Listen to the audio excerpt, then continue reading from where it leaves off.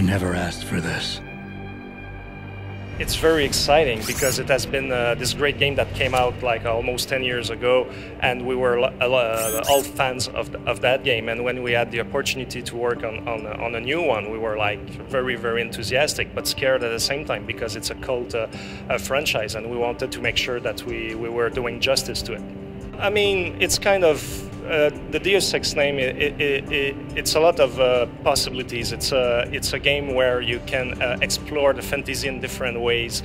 It's a game that makes you think. It's not just about like run and shooting and stuff like that. And for me, it was a great opportunity to work, I would say, on something a little bit more expensive in terms of the layers of thinking and playing and things like that. So for me, it was a great opportunity to do something a little bit less straightforward. We see the Human Revolution as a brand new game, even though it's part of the Deus Ex franchise. It's kind of a reboot. We think a lot of gamers of today don't know about it, and for us, we see it as a new game. It's new characters, it's a new storyline, so you don't need to know the old Deus Ex games to appreciate this one. It's very a standalone one. Obviously, we'll pay homage to the old ones for those who know those games, but it's not a prerequisite. Basically, it's in 2027. You play Adam Jensen. He's set in Detroit. He's a security specialist working for a biotech corporation that is into all the augmentations and things like that. And early on in the game, there's a commando of Black Ops that storm in the facility and destroy a lot of things. You don't know why. You've been injured really, really badly, and then you're forced to go into augmentations because your character at first is not augmented at all.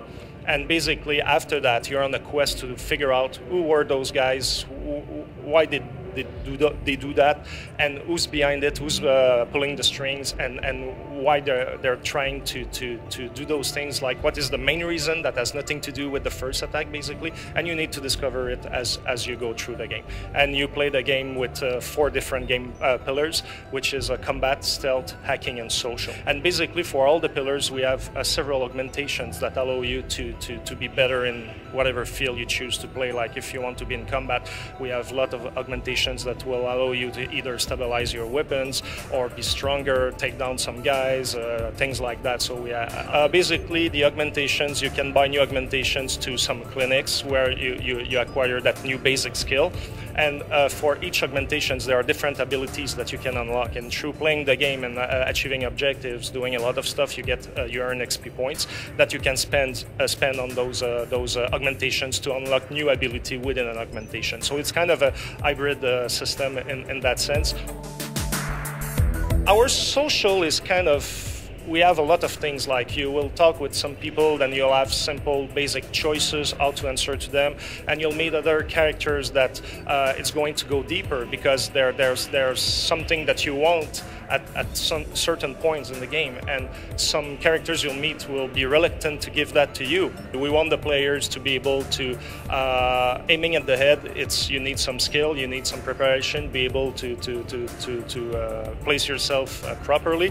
So in that sense, it's skill-based, but all the enemies are different. Some have helmets, some have different gears that, like, the headshot is not necessarily all the time like one kill shot, basically. So you really have to adapt your tactic depending on the enemies you're facing and stuff like that. Deus Ex Human Revolution is going to be out on PC, Xbox 360, PS3, and it's going to be out early in 2011.